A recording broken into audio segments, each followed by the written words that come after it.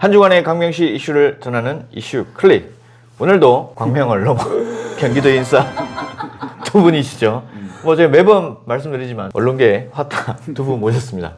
반갑습니다. 제가 얼마 전에 책주자를 한번 읽었는데 거기에 보면 주동인물이라고 하죠. 주인공과 같은 역할을 하는 분이 정신병을 입원을 해서 물구나무를 서서 있거든요.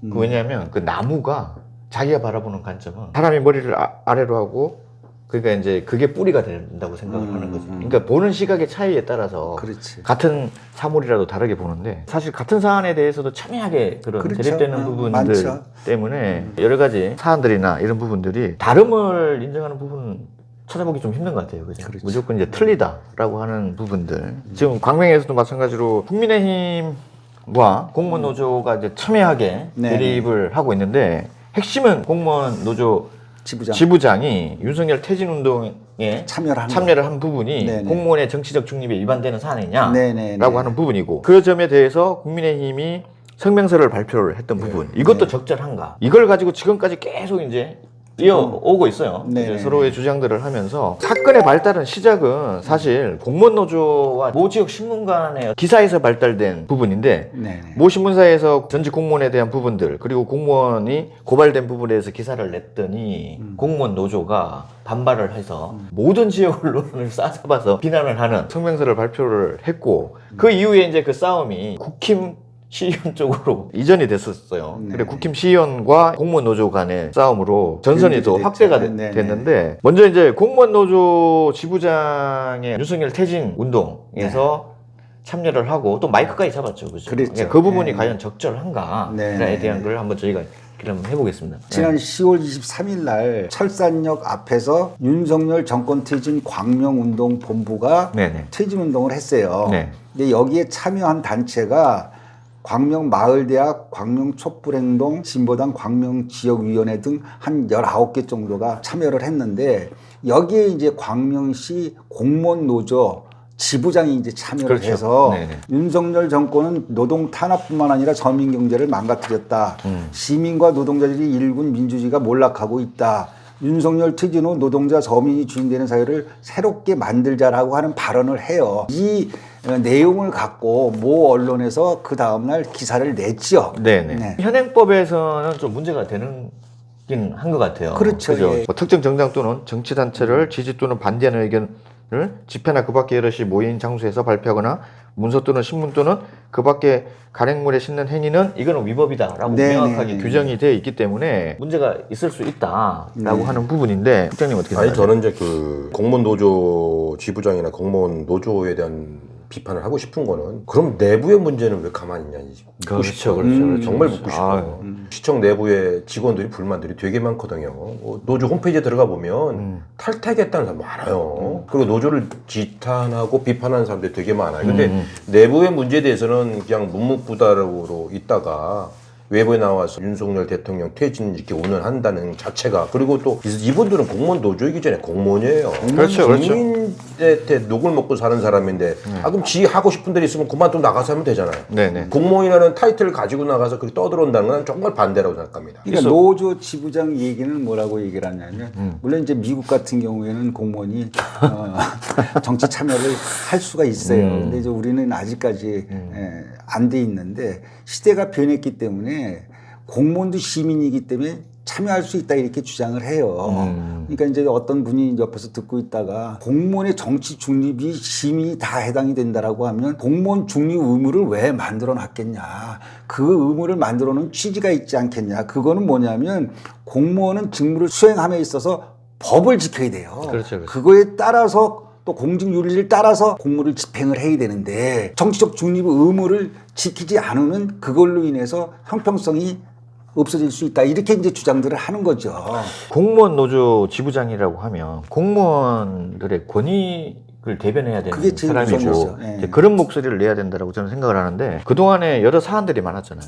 목소리를 내야 될 사안에 목소리를 내지 않고 왜 선택적인 목소리를 내냐. 공무원의 권익을 위해서 목소리를 내는데 일단 그걸 1순위에 둬야 되고 본인의 어떤 정치적인 성향이나 색깔은 그 이후에 드러내야 된다라고 저는 생각하는 부분들 때문에 이분이 비판을 받아야 된다고 생각을 하고, 처음에 모 언론하고 서로 이제 공방이 있을 때 상당히 그 조악한 글, 그리고 본인이 사실관계 파악도 제대로 하지 못한 그런 성명서를 발표를 해서 비판을 받았는데, 지부장의 정치적인 성향은 존중을 하나 다른 공무원들의 권익에 피해를 줄 수도 있지 않나라고 하는 부분도 저는 우려가 되면 좀 더 신중하게 행동을 했어야 되지 않나라는 생각을 해요. 예. 예. 노조 지부장도 이게 문제라는 걸 아는 것 같아요. 왜 그죠, 그러냐면 지금 4일부터 1인 시위를 하고 있어요. 그 내용이 뭐냐면 공무원도 정치적 활동을 할 수 있게 해달라는 거거든요. 공무원 노조의 정치 참여를 인정해 달라라고 얘기를 하면 광명에서 집회를 하면 안 돼, 시위를 하면 안 되죠.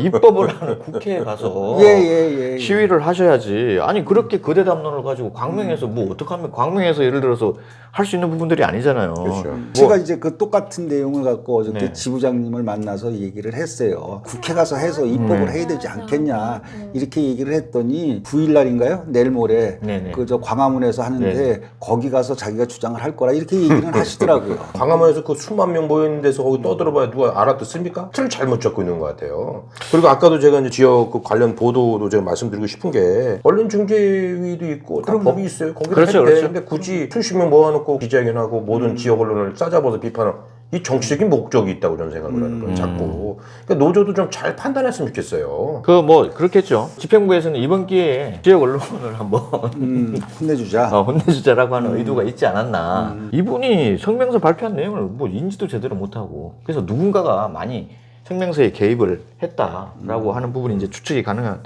부분들인데, 좀 그래서 정치적인 목적이나 어떤 뭐 다른 목적이 있다라고 생각을 하고, 이렇게 1인 시위를 하는 것 자체가 본인이 위법한 행동을 했다라고 하는 인정한 꼴밖에 되지 않는다. 그렇죠. 인정하는 라고, 거죠. 저는 그런 것 같아요. 지금 광명시는 어쨌든 민주당 판이잖아요. 그렇죠. 그 민주당 판에서 진보라고 하지 않으면 살아남기가 쉽지 않으니까 않죠.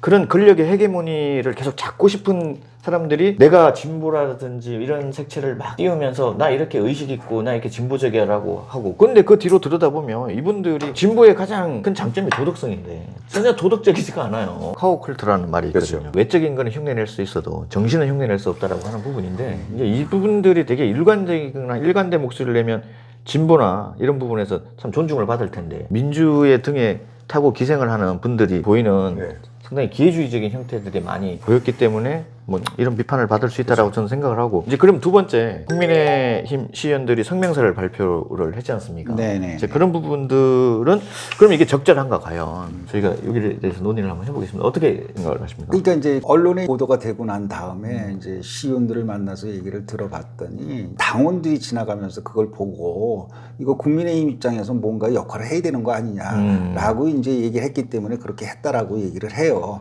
그리고 또한 이제 광명시 의회에서도 경기도당에다가 동향 보고를 하는데 이제 그런 내용을 보고를 했더니 이제 경기도당에서도 적극적으로 대처를 하라. 이래서 이제 했다라고 하는데, 이거는 뭐 그렇게 큰 거 같지 않은데 그 기자회견까지 했냐? 뭐 이런 얘기는 나올 수 있을 것 같아요. 저는 뭐 기자회견 한 거에 대해서 저는 비판하고 싶지는 않아요. 기자회견은 충분히 똑같이 할 수 있다고 생각하는데, 총선할 때 이모경 국회의원의 어떤 정치적인 행보나 네, 각종 논란이 엄청 많았잖아요. 그렇죠. 위법행위가 많았죠. 그때는 딱 한마디도 못했어요. 그거는 당을 위해서 해야 될 필요가 있거든요. 근데 그런 거에 대해서 한마디 꿀먹은 강아지처럼 꼼짝하고 있다가 기자회견 한다길래 너무 놀란 거예요. 그래서 이 사람들이 도대체 뭔 생각을 가지고 이렇게 정치를 하나, 그런 정말 이거는 국민의힘 시의원들의 어떤 행보나 이 선택적인 부분에 있어서는 좀 비판을 받아야 된다고 저는 생각을 합니다. 시의회가 여러 권한이 있지 않습니까? 행정사무감사 권한도 있고 입법 권한도 있고, 그리고 행정조사권도 있어요. 있죠. 이 공무원이 정치적 중립 위반에 해당이 된다라고 얘기를 하면, 공무원이니까 절차에 맞게 불러서 한다거나 행정조사를 한다든가 뭐 이런 절차를 먼저 거치고 난 다음에, 그리고에도 불구하고 그게 제대로 이행이 되지 않는다라고 하면 그때 이제 성명서를 발표해도 늦지 않았다라고 저는 생각하는 부분. 우리 국장님 말씀대로 그 전에도 사실 이거보다 더 성명서를 발표해야 되는 그런 사안들이 참 많지 않았습니까? 많았었죠. 그들이 예를 들어서 인지를 못했다고 하면 무능한 거고, 알면서 성명서를 발표하지 않았다라고 얘기하면 자격이 없다는 부분인데, 그 어떤 것도 이제 비판을 면하기 힘들다. 저는 그리고 이분들이 통찰력이 좀 부족하다라고 하는 부분은, 이렇게 발표를 하면 과연 그러면 노조에서 가만히 있다고 그냥 이걸로 끝난다고 생각을 했겠느냐라고 하는 부분인데, 그 이후의 대응이나 이런 부분에 대해서도 충분히 인지를 하고 있어야 된다.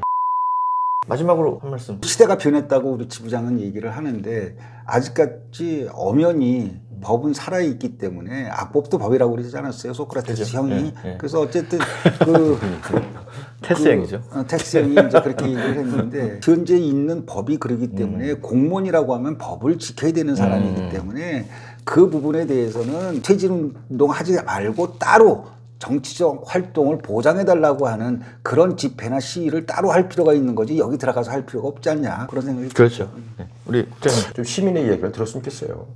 제가 봤던 이 양쪽에 있는 분들이 뭐냐면 그건 듣지 않고 지들끼리 막 그냥 움직이는 것 같아요. 그런 안타까움이 있어요. 광명 시민들 내에는 또 윤석열 대통령을 또 지지한 분들도 있어요. 그렇지 않습니까? 그러면 또 그것도 생각하겠고 아까 국민의힘 같은 경우는 이거가 뭐 다른 게 문제가 있다면 그거에 대한 좀 판단을 해서 또 대응할 수 있는 방법도 있고 그러니까 서로 좀 신중하게 좀 깊이 생각을 했으면 좋겠습니다. 날씨가 더 차가울수록 서로의 따뜻한 마음으로 온기를 이렇게 좀 전해서 따뜻한 겨울을 보냈으면 좋겠어요. 공지사항을 이제 간단하게 전달해 드리겠습니다. 저희 11월 29일 6시 평생학습원 104호에서 시대정신기자협회 시상식이 있습니다. 의정대상 시상식 그리고 봉사활동 문화예술 부분 이렇게 시상식이 있고 사전 공연도 있고 그리고 그 이후에 송년회도 있고 하니까 관심 있으신 분들 모두 참석을 하시면 될 것 같고요. 사전 공연이 또 멋진 공연들이 많이 준비되어 있으니까 그래 보시고 그리고 저희가 의정활동 시상식은 상당히 심의를 기울여서 객관적으로 선정을 했으니까 와서 누가 봤는지 보시고 공연도 즐기시고 축하해 주시기